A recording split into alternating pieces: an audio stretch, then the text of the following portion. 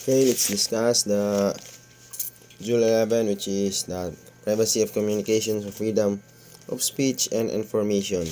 The learning targets of these lessons is understand how communications and corresponding is protected by the Constitution and know the right of everyone to express. First is the main lesson. Privacy of communications and corresponding. Right of privacy is the right to be left alone, which basis and purpose of the right is right existing in the states of nature and right to resign to secure and enjoyment of one's private life. And then the relationship with the right against unreasonable searches and seizure is aspect of the rights to be secure in one person's. Then privacy of communications and correspondence. Then the scope of protection is the rights covers all form of private communication and corresponding. Then what is correspondence? Correspondence is defined as communications generally through letters or emails.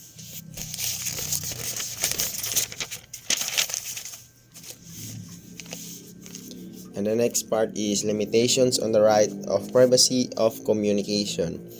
Permissible, number one is permissible interference upon upon unlawful order of the court, or B, when the public safety or order requires otherwise as prescribed by the law, and then intervention of court. And next is freedom of speech and expression of the press and of the press. The right to freely utter and publish whatever one pleases without previous restraint or and to be protected against any responsibility for doing as long as it does not violate the law or injure someone's character, reputations, or business. Scope of the terms speech, expression, and press. First is speech and expression, covered by any form of oral utterance. Number two is press, covers of any sort of publications, instrument, and communication.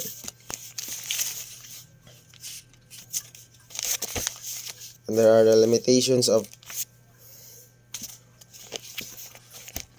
and there are the four aspects of freedom of speech. First is freedoms of censorship or prior restraint, freedom from subsequent punishment to publication, freedom from access to information and regarding matters of interest, freedom of restriction, and then test for valid restriction is the dangerous tendency and the balancing of interest test and clear present danger rule.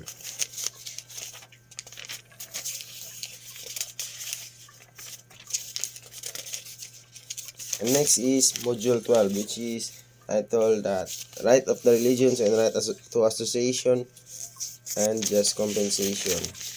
The learning targets is to understand how religions is contemplated in the Constitution and how just compensation is being applied by the government and identify the right to form unlawful association. In Article 3, Bill of Rights, Section 5 of the 1987 Philippine Constitution, no law shall be made restricting establishment and religion prohibiting and free exercise thereof. The free exercise and enjoyment of religious professions and worship without discriminations or preference shall forever be allowed. No religious test shall be required for the exercise of the civil politica. And the first is main lesson, freedom of religion. The right of the man to worship God. The right of the man is to worship God and to entertain such religious views as appeal to his individual conscience without dictation or interference by any persons or power civil in ecclesiastical. And then what is religion? All forms of belief in the existence of superior beings exercising power of human beings and imposing rules of conduct with future and state towards punishment. And then the aspect of religious freedom, the separations of church and state, then the freedom of religious profession and worship, and then freedom of religious profession and worship, freedom to believe and religion's absolute right, and freedom to act in accordance with such belief to regulation. And the next is guarantee contained in Section 5 and Article 3, non-establishment costs. Means that the states should not adopt a position neutrally when it comes to religious matters. The non-establishment clause states that state cannot set up a church, pass law which aid or religions or prefer one over another, influence a person to go stay away from the church against his will, then force him to profess a belief or disbelief in any religion. Right to form an association. It is the freedom to organize or to be member of any group or association, union, or society and adopt the rules which member judge most appropriate achieve their purpose. Then purpose of guarantee is of the constitutional guarantee is to encourage the formations of voluntary association.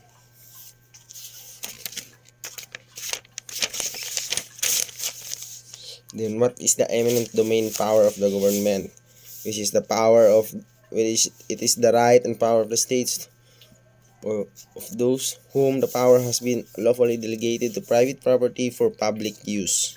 Then just compensation is described as a full fee and equivalent of the property taken from the private owner to expropriator. The word just is used to testify the meaning of the word compensation and the conditions for or limitations upon its exercise existence of immediate public use, then payment of of just compensation, then observe of due process of law and taking. Then the payment of just compensation is under the local government code.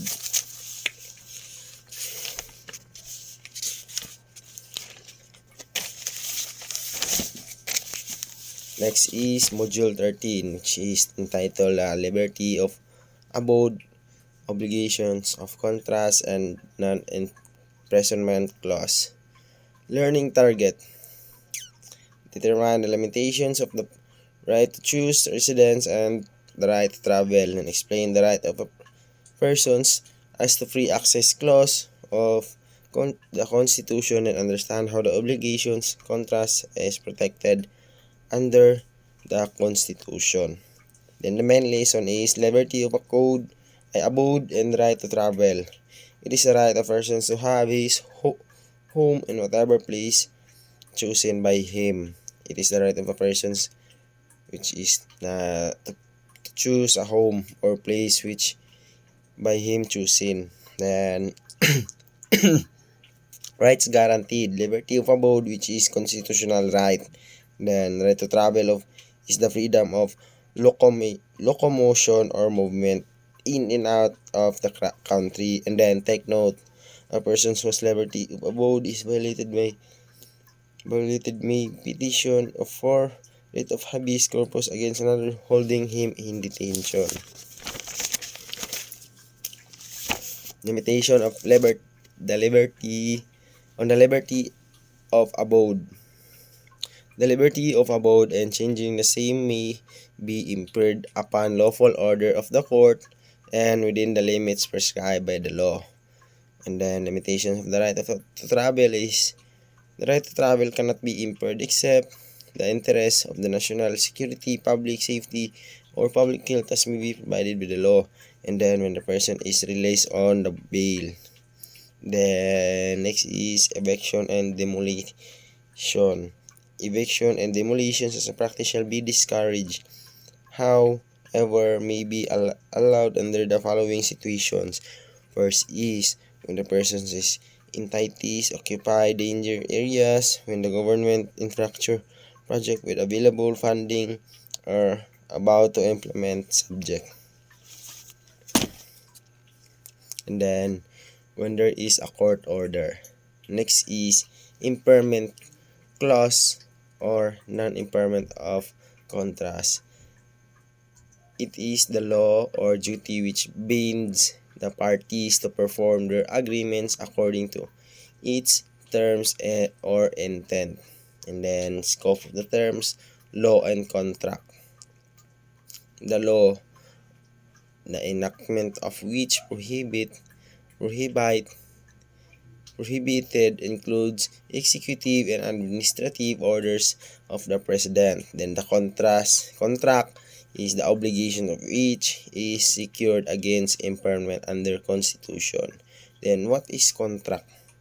Term contract is used as an infringement clause for any lawful agreements or property rights with the real or personal, tangible or intangible. Then what is obligation? Term obligations, the contract is the vinculum juris of or the tie that binds the parties to each other. Then what is the meaning of impairment? Then impairment is anything that is diminishes the efficacy the contract. And then when the obligations of the contract impaired, the obligation of the contract impaired when the terms and conditions are changed by the law by a party. And the last is free access to the court.